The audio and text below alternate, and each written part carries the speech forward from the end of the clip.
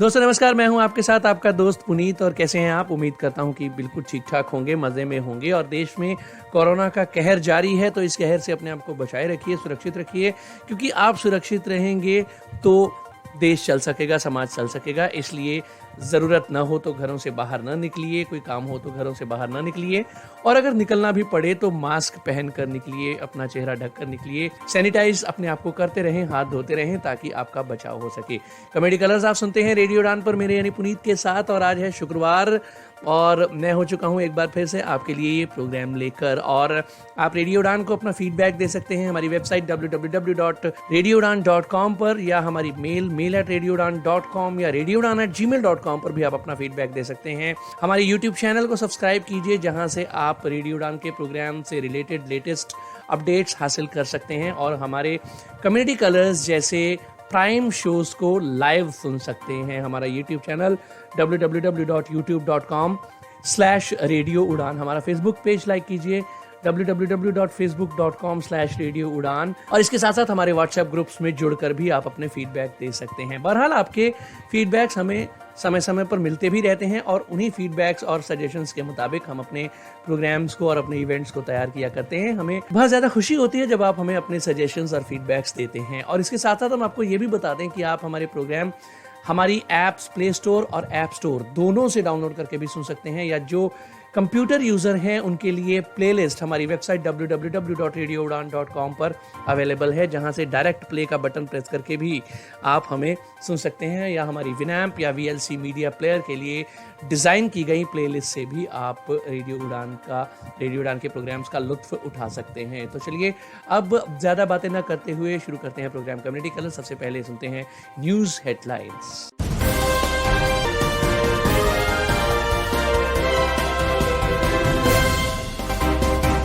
एक हाथ से विकलांग लड़की को MBBS के लिए नकारी गई सीट, दिल्ली हाईकोर्ट में केस दायर।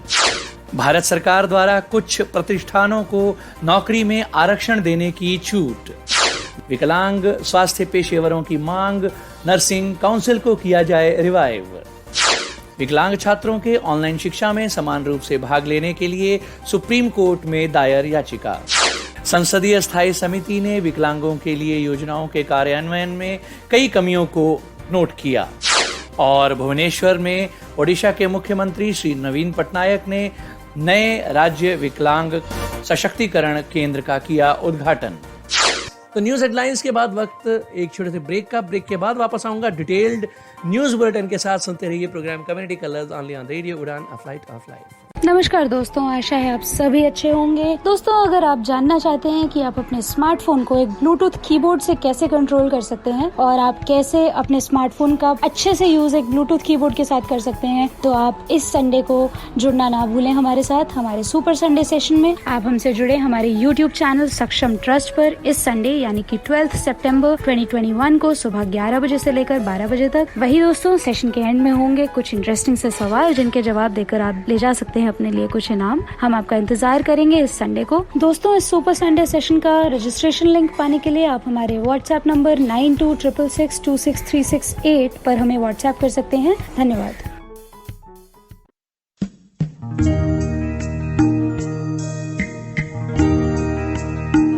न फिक्र करो बीते लम्हों की कि कल का सूरज निकलना बाकी है। मिल जाएंगी मंजिलें आपको हमेशा कि आपके हौसलों की उड़ान बाकी है। सुनते रहिए radio Udaan, the flight of life.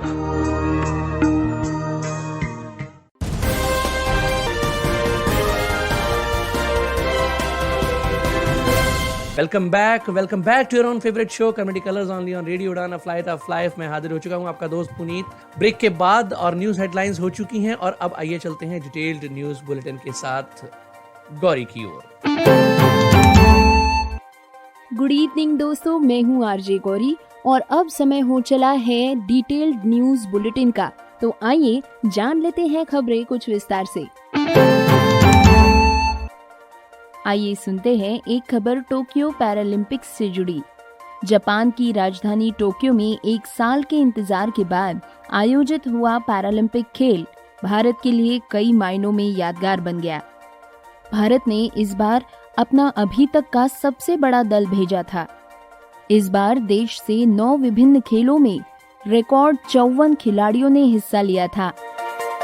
13 दिनों तक चले पैरालंपिक खेलों के महाकुंभ में भारत ने 5 स्वर्ण पदक के समेत कुल 19 पदक जीते। यही नहीं, भारतीय खिलाड़ियों ने टोक्यो में कई उपलब्धियां और कीर्तिमान भी बनाए। दोस्तों, टोक्यो पैरालंपिक में हाई जंप में कांस्य पदक जीतने वाले शरद कुमार है जवाहरलाल नेहरू विद्यालय के एक पूर्व छात्र। जेएनयू पूरे देश के साथ इस बात पर खुशी मना रहा है और अपने पूर्व छात्र का जेएनयू कैंपस में स्वागत करने के लिए उत्सुक है। दोस्तों, आइए पता करते हैं कांस्य पदक विजेता शरद कुमार के बारे में कुछ अधिक जानकारी। शरद की उपलब्धि एक प्रेरणादायक कहानी है। बिहार के मुजफ्फरपुर जिले के एक लड़के को लकवे का शिकार होना पड़ गया। 18 महीने की छोटी सी उम्र में ये दुर्घटना हुई, लेकिन उनके समर्पण, दृढ़ संकल्प और धैर्य ने उन्हें खेल के सर्वोच्च त्योहारों में से एक ओलंपिक में ले लिया। शरद की अपने जीवन में सफल होने की इच्छा उन्हें बिहार से जेएनयू ले आई, जहां उन्होंने स्कूल ऑफ इंटरनेशनल स्टडीज से इंटरनेशनल पॉलिटिकल साइंस में एमए किया। उनके साहस की कहानियां, जिनके साथ उन्होंने खुद को एक अंतर्राष्ट्रीय एथलीट बनने के लिए प्रशिक्षित किया, हमारी आने वाली पीढ़ियों के लिए किंवदंतियां बनेंगी। जेएनयू समुदाय उनके माता पिता और उनके परिवार को उनकी शिक्षा और खेल प्रशिक्षण को सुविधाजनक बनाने के लिए उनके समर्थन और प्रेरणा के लिए सलाम करता है, जिसने उन्हें टोक्यो पैरालंपिक में कांस्य पदक हासिल करने के लिए 1.83 मीटर की छलांग लगाने में सक्षम बनाया। जेएनयू इस बात से खुश है कि उसके एक स्नातक ने अपने उल्लेखनीय कारनामे से पूरे देश में इतनी प्रतिष्ठा और खुशी लाई है। जेएनयू ने शरद कुमार और उनके माता पिता और सहयोगियों को बधाई दी है। साथ ही उनकी उपलब्धि का जश्न मनाने के लिए परिसर में उनका स्वागत करने के लिए जेएनयू उत्सुक है। दोस्तों, बात चल रही है टोक्यो पैरालंपिक्स की, तो आइए अब जान लेते हैं इसी से जुड़ी एक अजीबोगरीब खबर। एक ऐसा अजीबोगरीब किस्सा जिसे सुनकर आप भी सोचने पर मजबूर हो जाएंगे। दरअसल पैरालंपिक में एक शॉट पुटर ने विश्व रिकॉर्ड बनाया, जिसके लिए उसे गोल्ड मेडल भी दिया गया, लेकिन फाइनल मैच के लिए केवल 3 मिनट की देरी की वजह से उसे इस सब से हाथ धोना पड़ गया। दोस्तों, मलेशिया के मोहम्मद जियाद जुल्किफ्ली ने 17.94 मीटर के थ्रो के साथ आधा मीटर से अधिक का अपना पूर्व रिकॉर्ड तोड़ दिया। 31 वर्षीय मोहम्मद खेल के लिए लेट पहुंचने वाले 3 खिलाड़ियों में से एक थे, लेकिन मेडल जीतने वाले और विश्व रिकॉर्ड बनाने वाले वे अकेले थे। मोहम्मद 2016 के रियो गेम्स में भी गोल्ड जीत चुके हैं, लेकिन इस बार ओलंपिक्स में लेट आने की वजह से उन्हें विरोध का सामना करना पड़ा। उन्हें प्रतिस्पर्धी का मौका तो मिला, लेकिन सिर्फ नाम के लिए। घटना के बाद मलेशियाई मीडिया आउटलेट द स्टार ने बताया कि यूक्रेन की टीम ने अपनी शिकायत दर्ज करते समय कहा कि मलेशिया के मोहम्मद, ऑस्ट्रेलिया के टॉड हॉगिट्स और इक्वाडोर के जोर्डी पैलाडिसियो कोंगो विलाबा, इन तीनों के बारे में इन तीनों ने खेल समय पर शुरू नहीं किया, ये दर्ज किया गया है। मोहम्मद जुल्किफ्ली के हट जाने के बाद यूक्रेन के मैक्सिम कोवल ने 17.34 मीटर थ्रो के साथ गोल्ड मेडल जीता तथा उनके देशवासी अलेक्जेंडर सोरोबी ने रजत पदक जीता। मलेशियाई समाचार द आउटलेट ने बताया कि मोहम्मद जुल्किफ्ली की अपील ठुकरा दी गई। इसके बाद उन्होंने इंस्टाग्राम पर अपने देशवासियों से माफी भी मांगी। उन्होंने कहा, मैं सभी मलेशियाई लोगों से माफी मांगता हूँ। मेरा समर्थन करने के लिए धन्यवाद। मैं फिर से वापस आऊंगा। प्रोत्साहन के लिए धन्यवाद। विकलांग स्वास्थ्य पेशेवरों ने मांग की है कि नेशनल नर्सिंग काउंसिल क्लॉज को किया जाए रिवाइज। पेशेवरों का कहना है कि बीएससी में 5% आरक्षण पर रोक तथा निचले अंगों की 40 से 50% विकलांगता वाले लोगों के लिए नर्सिंग भेदभावपूर्ण और अनुचित है। दोस्तों, इंडियन नेशनल नर्सिंग काउंसिल यानी कि आईएनसी ने हाल ही में एक अधिसूचना में कहा है कि बीएससी में पीडब्ल्यूडीज के 5% के आरक्षण को प्रबंधित किया गया है। केवल निचले अंगों के विकलांगता वाले लोगों के लिए नर्सिंग पाठ्यक्रम, और वो भी 40 से 50% की विकलांगता स्तर वाले। ये एक अन्यायपूर्ण निर्णय है। इसके लिए आईएनसी की कड़ी आलोचना की जा रही है। Pan India group of health professionals with disabilities ने इसका जमकर विरोध किया है और इसके बारे में अब union health ministry and department of empowerment of PWDs को एक पत्र लिखा है। पत्र में इस भेदभावपूर्ण खंड को खारिज करते हुए विकलांगता अधिकार कार्यकर्ताओं को नए दिशा निर्देश तैयार करने की मांग की गई है। कुछ मुद्दों पर बोलते हुए नर्सिंग अधिकारी मोनिका धनखड़ ने कहा है कि विकलांग नर्सों के पास अपने रोगियों के साथ जुड़ने का एक अनूठा तरीका होता है, क्योंकि उनके अनुभव वास्तव में रोगी होने के कारण मेल खाते हैं। एक पेशे के रूप में नर्सिंग भेदभाव से बचने की आवश्यकता को गले लगाती है। फिर भी एक समान अवसर के मुद्दे के रूप में विकलांगता को नर्सिंग में अपेक्षाकृत उपेक्षित किया जा रहा है। नर्सिंग सेवाओं के प्रावधान में विकलांगता समानता को बढ़ावा देने के लिए नर्सिंग की नैतिक पेशेवर और कुछ देशों में कानूनी जिम्मेदारी बनानी चाहिए। सुश्री धनखड़ ने आगे कहा कि स्वास्थ्य देखभाल के प्रावधान के संबंध में विकलांगता समानता को बढ़ावा देने के लिए नर्सेस का दायित्व है। भेदभाव को चुनौती देने की रणनीति के रूप में नर्सिंग अभ्यास, शिक्षा और अनुसंधान में विकलांगता के सामाजिक मॉडल को अपनाने पर गंभीरता से विचार किया जाना चाहिए। नर्सेस की सामाजिक वकालत की भूमिका को मजबूत करने में विकलांगता के सामाजिक मॉडल के उपयोगिता मूल्य की जांच की जानी चाहिए।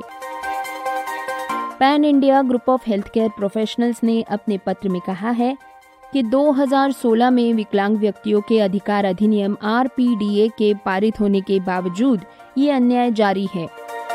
ये भेदभावपूर्ण, अनुचित और अनैतिक दिशा निर्देश है जो अन्यथा योग्य आवेदक को नर्सिंग में प्रवेश करने से रोक सकते हैं।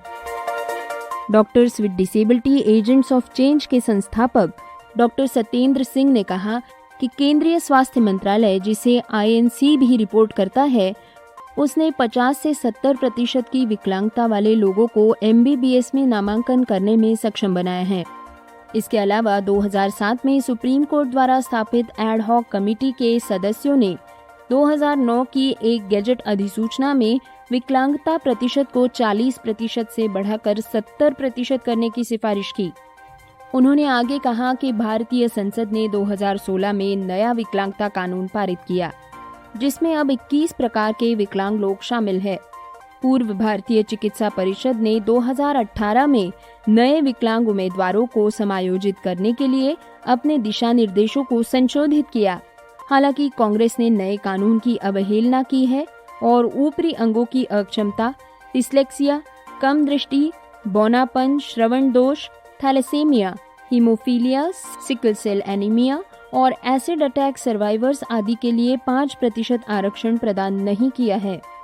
नए संशोधित नर्सिंग पाठ्यक्रम को अधिसूचित करने वाला राज्यपत्र अन्यायपूर्ण है।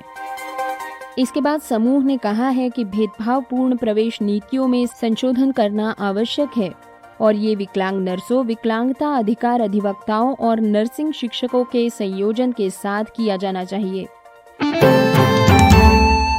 विकलांग छात्रों के समान रूप से ऑनलाइन कक्षा में भाग लेने के मुद्दे को लेकर सुप्रीम कोर्ट में की गई है याचिका। दोस्तों, इस याचिका में केंद्र के सभी राज्यों, केंद्र शासित प्रदेशों और शैक्षणिक संस्थानों को विशेष दिशा निर्देश जारी करने के लिए निर्देश देने की मांग की गई है, ताकि ये सुनिश्चित किया जा सके कि विकलांग छात्र ऑनलाइन कक्षा में दूसरों के साथ समान रूप से भाग ले सके। इस पर बेंच ने याचिकाकर्ता को भारत सरकार से मदद मांगने की स्वतंत्रता दी है।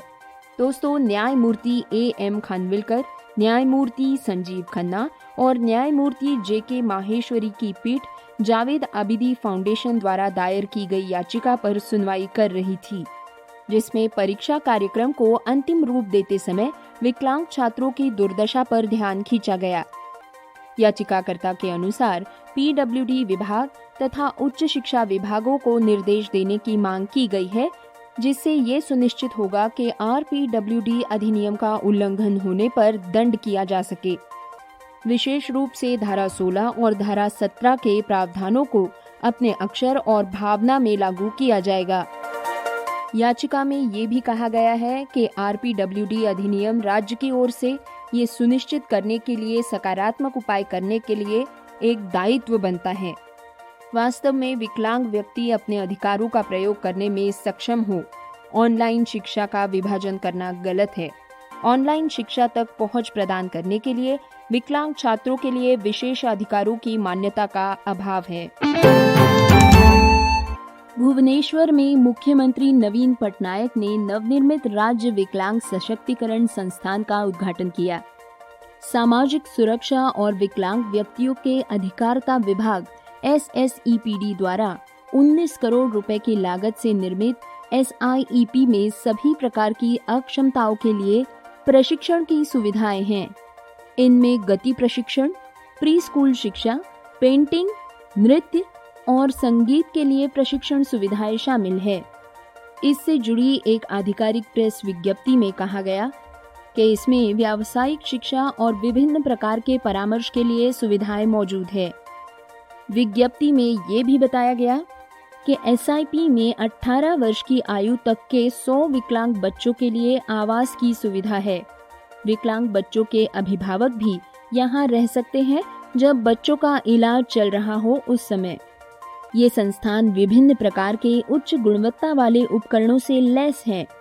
उद्घाटन समारोह में मंत्री SSEPD अशोक चंद्र पांडा और वरिष्ठ अधिकारी उपस्थित थे। डिटेल्ड न्यूज बुलेटिन अभी जारी है, लेकिन वक्त एक छोटे से ब्रेक का है। ब्रेक के बाद वापस आते हैं और लौट कर आऊंगा। डिटेल्ड न्यूज बुलेटिन कंटिन्यू रहेगा, तो सुनते रहिए प्रोग्राम कम्युनिटी कलर्स सिर्फ रेडियो उड़ान पर। अगर आप चाहते हैं कि दुनिया के लोग आपकी आवाज सुने और आप चाहते हैं कि आपके जज्बात से दुनिया वाकिफ हो, तो रेडियो उड़ान आपके लिए लाया है एक बार फिर एक सुनहरा मौका। उड़ान आरजे हंट सीजन 1 की अपार सफलता के बाद रेडियो उड़ान पेश करता है आपके लिए उड़ान RJ Hunt season 2। RJ Hunt एक ऐसी प्रतियोगिता जिसमें एक कंपटीटर को एक आरजे के तौर पर अपनी प्रेजेंटेशन देनी होती है। रजिस्ट्रेशन की आखिरी तारीख 30 सितंबर 2021। आज ही रजिस्टर करें। विजिट करें हमारी वेबसाइट www.radioudan.com। ज्यादा जानकारी के लिए आप मेल कर सकते हैं danish.mahajan88@gmail.com पर। मैं दिलराज कौर, प्लेबैक सिंगर, बात कर रही हूँ आपसे। आप रेडियो उड़ान सुन रहे हैं। I am Dilraj Kaur and you are listening to radio Udaan. For more info, log on to www.radioudan.com. Download our app from Google Play Store and do not forget to follow us on social media platforms and subscribe to us on our YouTube channel, Radio Udan.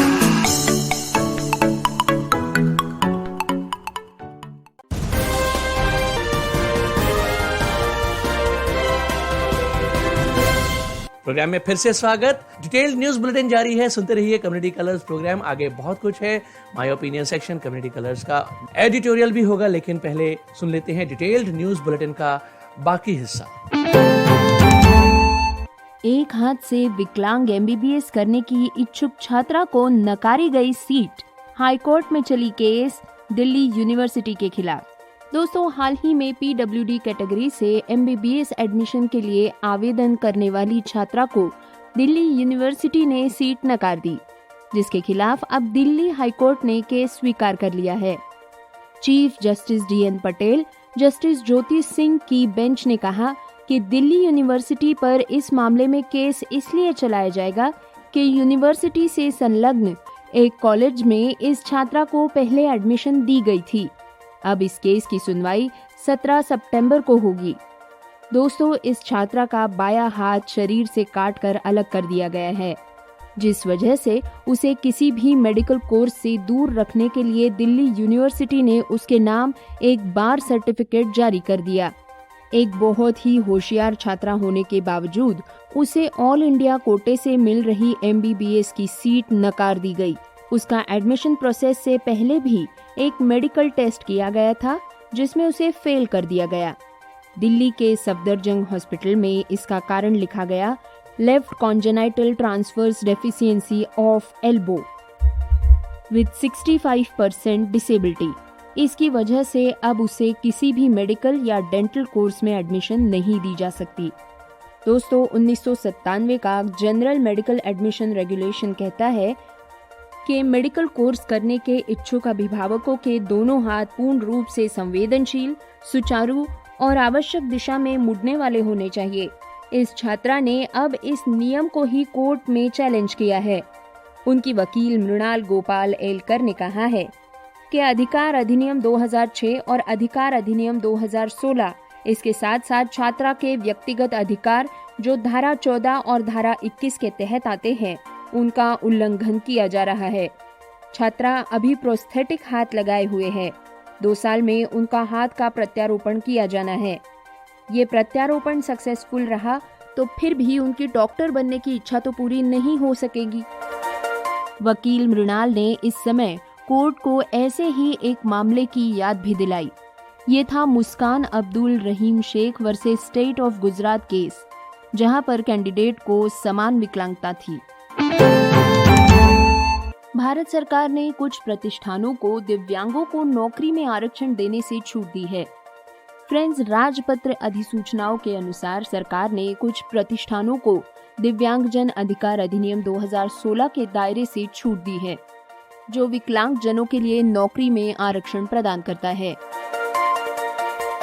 इस छूट को लागू करने के लिए अधिसूचनाओं की श्रृंखला में से पहली में सरकार ने कुछ संस्थाओं के नाम जाहिर किए हैं। इनमें शामिल है भारतीय पुलिस सेवा के तहत सभी श्रेणियों के पद, दिल्ली अंडमान निकोबार द्वीप समूह, लक्षद्वीप, दमन और दीव दादर तथा नगर हवेली पुलिस सेवा के तहत सभी श्रेणियों के पद तथा भारतीय रेलवे सुरक्षा बल सेवा के तहत सभी श्रेणियों के पद। दूसरी अधिसूचना में लड़ाकू कर्मियों के सभी सेक्टरों और श्रेणियों के पदों को इससे छूट दी जानी है। इसमें केंद्रीय सशस्त्र पुलिस बलों अर्थात सीमा सुरक्षा बल, केंद्रीय रिजर्व पुलिस बल, केंद्रीय औद्योगिक सुरक्षा बल के लड़ाकू कर्मियों के सभी श्रेणियों के पदों को छूट प्रदान की जाएगी। इन सभी श्रेणियों के साथ साथ भारत तिब्बत सीमा पुलिस, सशस्त्र सीमा बल और असम राइफल्स को धाराओं के प्रावधान से मुक्त कर दिया गया है। इसी बीच कुछ कार्यकर्ताओं ने सरकार के फैसले का विरोध किया है। NCPEDP के कार्यकारी निदेशक असमान अली ने कहा कि ये घोर अन्याय है। पुलिस विभाग के तहत नौकरियां केवल फील्ड नौकरियों तक सीमित नहीं होती, बल्कि फोरेंसिक, साइबर, IT सेल जैसे उपविभाग भी इसमें शामिल है, जो दिव्यांग व्यक्तियों को उनके लिए चिन्हित की गई नौकरियों में समायोजित कर सकते हैं। उन्होंने आगे कहा कि इस तरह सभी श्रेणियों के पुलिस बल और IPS में पूरी तरह से छूट देना अन्यायपूर्ण और मनमानी है। इससे लड़ाकू सेवाओं तथा पहले से कार्यरत विकलांगजनों पर नकारात्मक प्रभाव पड़ेगा। उन्होंने पहली अधिसूचना को अस्वीकार्य बताते हुए वापस लेने का आह्वान किया है। दोस्तों, आइए अब जानते हैं EI लैब्स के एक प्रोजेक्ट डिस्कवरी के बारे में। फ्रेंड्स, EI लैब्स आपको आमंत्रित करता है अपने तरह की एक अनोखी वीडियो प्रतियोगिता में, जिसका नाम है प्रोजेक्ट डिस्कवरी 2.0। प्रोजेक्ट डिस्कवरी 2.0 प्रतियोगिता एक अखिल भारतीय वीडियो कंपटीशन है, जिसका उद्देश्य सरल समावेशी समाधानों पर वीडियो हासिल करना है। अगर आप विकलांग हैं और आपने अपनी बाधाओं को दूर करने के लिए अपने ही तरीके का एक समाधान ढूंढ निकाला है, तो कृपया इसका एक वीडियो बनाकर EI लैब्स को भेजें। इस प्रतियोगिता के लिए सभी 21 श्रेणियों में समाधान आमंत्रित किए जा रहे हैं। आपकी लगाई गई जुगत पर, आपने ढूंढे हुए अपने मुश्किल के हल पर, आपके खोजे गए समाधान पर बस एक 2 मिनट का वीडियो बनाएं। यहाँ पर हम उस जुगत की, उस आइडिया की बात कर रहे हैं जिसने आपके जीवन को आसान बना दिया। आप अपना वीडियो कंपटीशन के लिए हमारे पास सबमिट करें और नकद पुरस्कार जीतने का मौका पाए। दोस्तों, ये जरूरी है कि आप जान ले कि इस प्रतियोगिता के जरिए आपका वीडियो आपके जैसे अन्य लोग देखकर उससे लाभान्वित हो सकेंगे। वीडियो बनाते समय आपको कुछ बातें इसमें ध्यान से बतानी होंगी। अपना नाम, विकलांगता, कॉन्टैक्ट नंबर, एक और अन्य नंबर, ईमेल आईडी, शहर का या गांव का नाम और जिले का नाम अपने वीडियो में शामिल करें। आप पिछले साल के कुछ वीडियोस भी EI लैब्स के YouTube चैनल पर देख सकते हैं। प्रोजेक्ट डिस्कवरी 2.0 के बारे में अधिक जानने के लिए EI लैब्स की वेबसाइट है eilabs.org/projectdiscovery। इस प्रतियोगिता से जुड़े किसी भी प्रश्न का उत्तर पाने के लिए EI लैब्स को ईमेल करें eilabs@enableindia.org पर। याद रहे EI labs@enableindia.org पर, या आप व्हाट्सएप कर सकते हैं 8050674787 पर। याद रहे 8050674787 पर। प्रोजेक्ट डिस्कवरी 2.0 प्रतियोगिता के लिए वीडियो सबमिट करने की आखिरी तारीख है 30 सितंबर। संसदीय स्थायी समिति ने विकलांग व्यक्तियों के लिए योजनाओं के कार्यान्वयन में कई कमियों को नोट किया है। सामाजिक न्याय और अधिकारिता पर संसदीय स्थायी समिति ने हाल ही में विकलांग व्यक्तियों के लिए अधिकारों के कार्यान्वयन के लिए योजना अधिनियम 2016 यानी कि SIPDA सिप्डा के कार्यान्वयन का आकलन किया। इस रिपोर्ट में समिति ने आवंटन, प्रस्तावों की कमी, खर्चे सहित कई मुद्दों पर ध्यान खींचा। केंद्र के RPWD 2016 अधिनियम पर स्थायी समिति की रिपोर्ट में महत्वपूर्ण हाइलाइट्स और आंकड़े भी दिए गए। दोस्तों, scheme for implementation of rights of persons with disabilities act 2016 यानी कि SIPDA सिप्डा में 13 घटक शामिल है, जो वर्षों के दौरान धीरे धीरे जोड़े गए हैं। रिपोर्ट के अनुसार धन के कम उपयोग के लिए पर्याप्त प्रस्तावों का अभाव जिम्मेदार है। इनमें 2019-20 और 2020-21 के बीच फंड के आवंटन में काफी अंतर पाया गया। सिप्डा एक केंद्रीय क्षेत्र की योजना है। इसके लिए अनुदान जारी करने के लिए प्रस्तावों को प्राप्त करने के लिए ये राज्यों और संघ राज्य क्षेत्रों पर निर्भर है।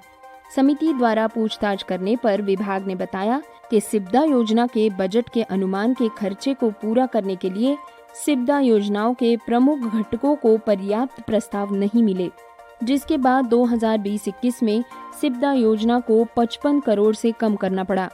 ये मुख्य रूप से कौशल विकास के लिए राष्ट्रीय कार्य योजना से संबंधित था। समिति ने योजना के खर्चों की स्थिति पर चिंता व्यक्त की। समिति रिपोर्ट के अनुसार अतिरिक्त उपयोजनाओं घटकों के तहत प्रकल्पित उद्देश्यों को प्राप्त करने के लिए सिप्डा का बजट 5 वर्षों में कम से कम 2 गुना होना चाहिए था, लेकिन 2016 से लेकर ये बढ़ा तो है ही नहीं, बल्कि 2020-21 में ये कम हो गया है। इसके अलावा समिति ने माना कि इसके लिए कोविड-19 जिम्मेदार नहीं है। विभाग ने खुद भी यूटिलाइजेशन सर्टिफिकेट लंबित होने, कौशल विकास के लिए NP के तहत प्रस्तावों की कमी, ब्रेल प्रेस उपयोजना जैसे कारण बताए हैं। समिति ने सलाह देते हुए कहा कि विभाग को इन उपयोजनाओं के तहत प्रस्तावों की अपर्याप्त संख्या के कारणों का विश्लेषण करना चाहिए। खराब प्रदर्शनों वाले घटकों पर पहले ही शोध आदि पूर्व जांच करनी चाहिए थी। इसके बाद बाधा मुक्त वातावरण बनाने के लिए राज्यों और संस्थानों को जारी सहायता अनुदान पर समिति ने विस्तार से चर्चा की। सिप्डा के तहत बाधा मुक्त वातावरण के निर्माण की दिशा में काम कर रहे सीमित राज्य वेबसाइटों को सुलभ बनाने में कोई प्रगति नहीं है। बाधा मुक्त उपयोजना घटक शुरू से ही यानी 1999 से सिप्डा के तहत है। कमेटी ने कहा कि चूंकि विकलांगता एक राज्य का विषय है, इसलिए राज्यों केंद्र शासित प्रदेशों की जिम्मेदारी है कि वे अपने भवनों और अन्य बुनियादी ढांचों को RPWD अधिनियम 2016 के अनुसार सुलभ बनाए। समिति ने एक बाधा मुक्त निर्माण के लिए निर्धारित समय सीमा के बारे में पूछताछ की। जहां से प्रस्ताव प्राप्त नहीं हो रहे हैं, उन राज्यों संघ राज्य क्षेत्रों को संवेदनशील बनाने के लिए विभाग द्वारा कदम उठाए जाएंगे। हालांकि रिपोर्ट से पता चलता है कि विभाग के पास ऐसी कोई समय सीमा नहीं है। लेकिन राज्यों केंद्र शासित प्रदेशों को बैरियर फ्री घटक के तहत प्रस्ताव भेजने के लिए संवेदनशील बनाने के गंभीर प्रयास किए जाने चाहिए। कमेटी ने कहा कि ऐसा लगता है कि इस उपयोजना को लेकर राज्य सरकारों केंद्र शासित प्रदेशों के प्रशासनों में उत्साह की कमी है। कमेटी ने सुझाव दिया कि अगर वे इस उपयोजना को सफल बनाने का इरादा रखते हैं तो विभाग को जागरूकता बढ़ाने, संवेदनशील बनाने और हर साल व्यवहार प्रस्ताव भेजने के लिए नियमित पत्र भेजने के बजाय अतिरिक्त प्रयास करने की जरूरत है। सुगम्य भारत अभियान यानी AIC आदि के तहत व्यवहार्य प्रस्ताव तैयार करने, रेकनर तैयार करने और वार्षिक लक्ष्य निर्धारित करने पर विभाग विशेषज्ञ सलाह दे सकता है। समिति ने पूछताछ की कि विभाग किस तरह से विकलांगों के लिए निजी वेबसाइटों को सुलभ बनाने का प्रयास कर रहा है।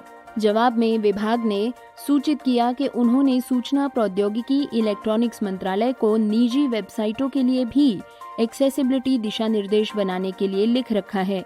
समिति ने इसे एक बड़े झटके के रूप में गिना और सिफारिश की कि इस घटक के तहत निधि आवंटन जारी करने के लिए अपनाई गई पद्धति पर तत्काल पुनर्कार्य किया जाए। कमेटी ने कहा कि AIC या सुगम्य भारत अभियान की समग्र प्रगति धीमी रही है। समिति लाइन मंत्रालयों के काम के गति से संतुष्ट नहीं है, क्योंकि रेलवे मॉडल रेलवे स्टेशन बनाने या उनके चिन्हित स्टेशनों में विकलांगों के लिए पूरी सुविधाएं प्रदान करने की समय सारणी से वे काफी पीछे चल रहे हैं। इसी तरह अन्य परिवहन क्षेत्रों यानी हवाई अड्डों और सड़क परिवहन में प्रगति निराशाजनक है, क्योंकि ज्यादातर आंशिक पहुंच ही सुनिश्चित की गई है। निष्कर्ष में समिति ने सिफारिश की कि जून 2022 से आगे कोई और विस्तार नहीं किया जाना चाहिए। समिति ने अंतिम उपाय के रूप में समय सीमा को पूरा नहीं करने की स्थिति में दंडात्मक प्रावधानों को लागू करने की भी बात की। कौशल विकास के लिए राष्ट्रीय कार्य योजना के तहत PWD के कौशल प्रशिक्षण और रोजगार योग्यता में प्रमुख चूक दिखाई। समिति को सूचित किया गया था कि सामाजिक न्याय और अधिकारिता मंत्री ने 2021 में सुगम्य भारत ऐप, एक crowd sourcing mobile app launch किया। ये ऐप PWD और आम जनता को सुलभता से संबंधित मुद्दों पर ध्यान देने में सक्षम बनाता है। ऐप के माध्यम से शिकायतें प्राप्त होने पर शिकायतों की जांच के बाद समर्पित परियोजना प्रबंधन इकाई PMU द्वारा केंद्र सरकार के मंत्रालयों, विभागों स्तर या राज्य संघ राज्य स्तरों पर नोडल अधिकारियों को शिकायतें भेजी जाएंगी। शिकायतों पर कार्रवाई के लिए नोडल अधिकारी जिम्मेदार रहेंगे। समिति ने सुगम्य भारत ऐप के लॉन्च की सराहना की, लेकिन कमेटी का मानना है कि जब एक बार ऐप जनता के बीच लोकप्रिय हो जाएगा तो शिकायतों की संख्या कई गुना बढ़ जाएगी। शिकायतों की मात्रा को ध्यान में रखते हुए और शिकायतों को दूर करने में लगने वाले समय को ध्यान में रखते हुए समिति ने सिफारिश की है कि कम से कम समय में शिकायतों का पालन करने और हल करने के लिए एक मजबूत तंत्र विकसित करने की आवश्यकता है। समिति ने ये भी व्यक्त किया कि सुगम्य भारत ऐप को व्यापक प्रचार दिया जाना चाहिए ताकि अधिक से अधिक विकलांग इसका उपयोग कर सके और सभी हितधारक जो विकलांगों को सेवाएं प्रदान करने के लिए जिम्मेदार है और लाभार्थियों से प्रतिक्रिया प्राप्त करें। समिति ने ये भी कहा कि किसी भी विशेष क्षेत्र में PWD के सामने आने वाली समस्याओं को समझने के लिए शिकायतों की प्रकृति का अध्ययन किया जाए ताकि आगामी परियोजनाओं में उन्हें उपयुक्त रूप से संबोधित किया जा सके। इसके अलावा विकलांगता पर केंद्रीय सलाहकार बोर्ड ने नवंबर 2020 में राज्यों केंद्र शासित प्रदेशों से विकलांग व्यक्तियों के लिए हेल्पलाइन नंबर स्थापित करने का आग्रह किया था। समिति ने पाया कि अब तक केवल 10 राज्यों ने हेल्पलाइन स्थापित की है, जिसमें दिल्ली शामिल नहीं है। कमेटी ने सुझाव दिया कि ये सुनिश्चित करने के लिए 3 महीने के भीतर सभी राज्यों केंद्र शासित प्रदेशों में हेल्पलाइन स्थापित की जाए। इस मामले को सभी शेष राज्यों केंद्र शासित प्रदेशों के साथ सख्ती से आगे बढ़ाया जाना चाहिए। तो डिटेल न्यूज़ बुलेटिन में आपने अब तक की जो इस वीक की खास खबरें सुनी और उम्मीद करते हैं कि आपको नई नई अपडेट ज़रूर मिली होंगी। और हम हमेशा कहते हैं कि आप भी अगर कोई अपडेट हम तक पहुंचाना चाहते हैं तो mail@radioudan.com या radioudan@gmail.com पर भी आप हमें न्यूज़ भेज सकते हैं और हमारी कोशिश होगी कि उस न्यूज़ को वेरीफाई करके इस प्रोग्राम में हम शामिल करें। तो बहरहाल डिटेल न्यूज बुलेटिन के बाद वक्त एक ब्रेक का। ब्रेक के बाद वापस आएंगे। ब्रेक के उस पार होगा सेक्शन आर ओपिनियन या हमारी राय दानिश महाजन के साथ। तो सुनते रहिए programme community colours only on radio Udaan, a flight of life. तीसरी एम्पावर असिस्टिव टेक्नोलॉजी कॉन्फ्रेंस का आयोजन हो रहा है ऑनलाइन 28 से 30 अक्टूबर तक। Registration open. तीसरी एम्पावर असिस्टिव टेक्नोलॉजी कॉन्फ्रेंस में अलग अलग क्षेत्रों में कार्य कर रहे एक्सेसिबिलिटी स्टेक होल्डर्स को शामिल किया जाएगा, जिनमें शामिल होंगे इंडस्ट्री और गवर्नमेंट सेक्टर में काम कर रहे रिसर्चर्स और practitioners, people with disabilities, disable person organisations, special educators, inclusive designers, entrepreneurs, impact investors और असिस्टिव टेक्नोलॉजी क्षेत्र में पॉलिसी मेकर्स। याद रहे, इस कॉन्फ्रेंस का आयोजन ऑनलाइन जूम प्लेटफॉर्म के माध्यम से 28 से 30 अक्टूबर के बीच किया जाएगा। रजिस्ट्रेशन करने के लिए आप एम्पावर 2021 की वेबसाइट www.empower2021.iiitib.ac.in पर लॉगिन करें।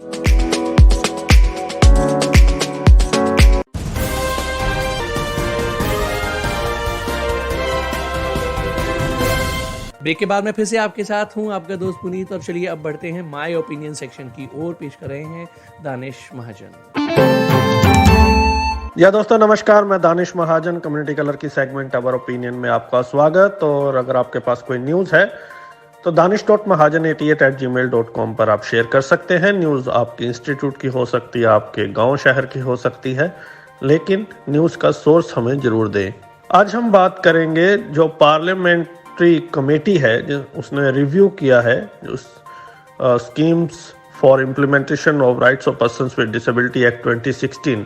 पार्लियामेंट्री कमेटी ने रिव्यू किया है मिनिस्ट्री ऑफ सोशल जस्टिस के ऊपर सिपडा जो स्कीम है, assessment of implementation of rights of persons with disability act 2016।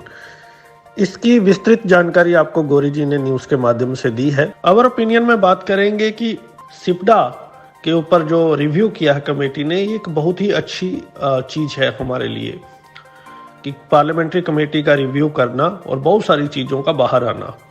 आपने सुना होगा न्यूज में कि पार्लियामेंट्री कमेटी ने कितना डिटेल्ड रिव्यू किया है सिपडा के ऊपर। शर्म आनी चाहिए स्टेट्स को और मिनिस्ट्री को, जिस तरह से पार्लियामेंट्री कमेटी ने फटकार लगाई है। 13 कंपोनेंट आते हैं सिपडा के अंदर। किसी भी एक कंपोनेंट में गवर्नमेंट ने ढंग का काम नहीं किया है। सिपडा में कहा गया है कि जिस हिसाब से 13 कंपोनेंट है, इसमें एक्सेसिबिलिटी है, वोकेशनल ट्रेनिंग है, स्किल डेवलपमेंट है, एजुकेशन से रिलेटेड बातें हैं, बैरियर फ्री एटमॉस्फेयर बनाना है। आपका फंड तो डबल होना चाहिए था भैया, उल्टा कम कैसे हो गया? मिनिस्ट्री कह रही है जी रीजन 2 है, एक तो कोविड है, दूसरा हमें प्रपोजल नहीं मिलते। तो गवर्नमेंट ने कहा भैया जब आप खुद कह रहे हो, पार्लियामेंट्री कमेटी ने कहा कि जब आप खुद कह रहे हो प्रपोजल नहीं मिलता, फिर कोविड का बहाना क्यों लगा रहे हो आप? बहुत सारी स्टेट्स ने तो वेबसाइट्स को एक्सेसिबल बनाने के लिए, बिल्डिंग्स को एक्सेसिबल बनाने के लिए कोई टारगेट ही नहीं सेट किया। पार्लियामेंट्री कमेटी ने कहा अगर प्रपोजल नहीं आते तो आप क्या करते हो? बोले हम तो चिट्ठियां डालते हैं उनको, और चिट्ठियां डालना इनफ है। नहीं, अब हम अतिरिक्त कदम उठाएंगे, सेंसिटाइज करेंगे। पार्लियामेंट्री कमेटी ने एक इसमें बहुत इंपॉर्टेंट चीज की कि भाई जो जून 2022 का टारगेट है चीजें एक्सेसिबल बनाने का, बीट रेलवे हो, एयरपोर्ट हो, तो उन्होंने कहा कि अगर ये नहीं होता तो आप जो प्रोविजंस है पनिशमेंट की, उसे इन्वोक कीजिए, उसे लागू कीजिए, नहीं तो ये लोग नहीं मानेंगे। ये इस जो रिव्यू में आपने देखा होगा कि स्टेट्स प्रपोजल ही नहीं डालती हैं और फंड लैप्स हो जाते हैं। तो फिर स्टेट में जो सोशल जस्टिस मिनिस्ट्रीज हैं, जो सोशल वेलफेयर मिनिस्ट्रीज हैं, उन्हें बंद कर देना चाहिए। जब वहां बैठ के वो प्रपोजल भी नहीं डाल सकते। सिपडा एक बहुत important schemes for implementation of rights of persons with disability act जो हम मांग कर रहे हैं, अगर आप इसको इम्प्लीमेंट ही नहीं करोगे तो विकास कैसे होगा पर्सन्स विद डिसेबिलिटीज का?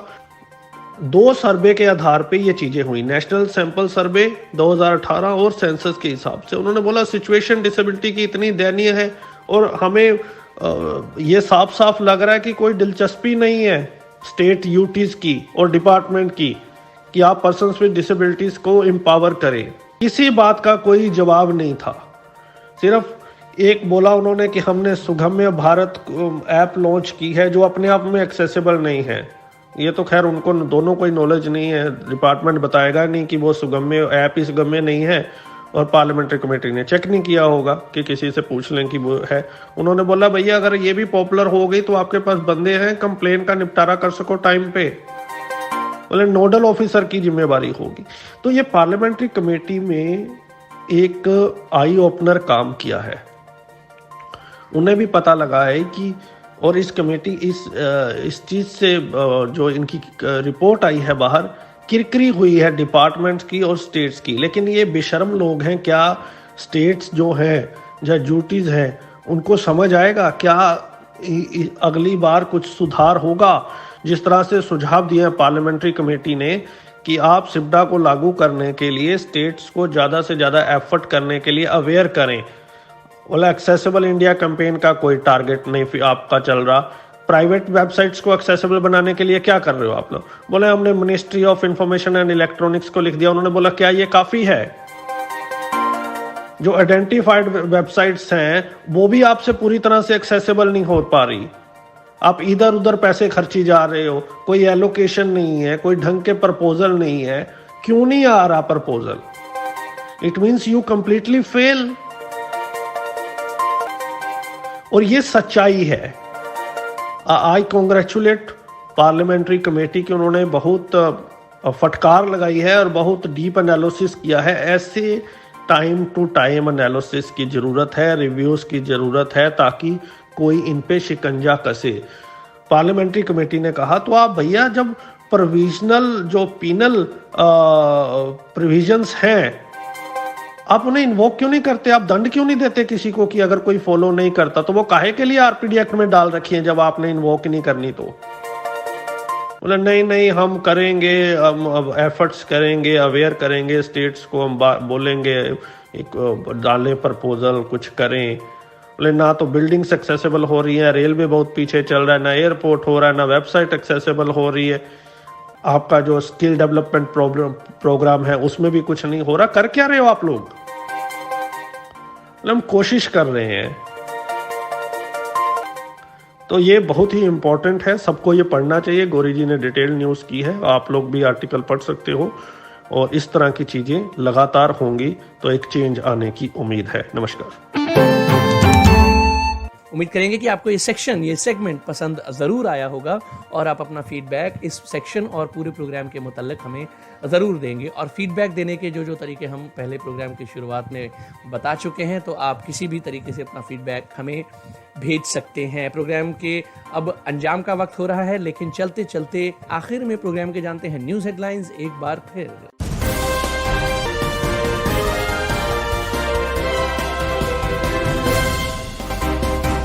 एक हाथ से विकलांग लड़की को MBBS के लिए नकारी गई सीट, दिल्ली हाईकोर्ट में केस दायर। भारत सरकार द्वारा कुछ प्रतिष्ठानों को नौकरी में आरक्षण देने की छूट। विकलांग स्वास्थ्य पेशेवरों की मांग, नर्सिंग काउंसिल को किया जाए रिवाइव। विकलांग छात्रों के ऑनलाइन शिक्षा में समान रूप से भाग लेने के लिए सुप्रीम कोर्ट में दायर याचिका। संसदीय स्थायी समिति ने विकलांगों के लिए योजनाओं के कार्यान्वयन में कई कमियों को नोट किया। और भुवनेश्वर में ओडिशा के मुख्यमंत्री श्री नवीन पटनायक ने नए राज्य विकलांग सशक्तिकरण केंद्र का किया उद्घाटन। तो इसी के साथ मुझे यानी पुनीत को आज का प्रोग्राम खत्म करने की दीजिए इजाजत। बाय बाय, गुड नाइट, शब्बा खैर, जय हिंद, जय भारत।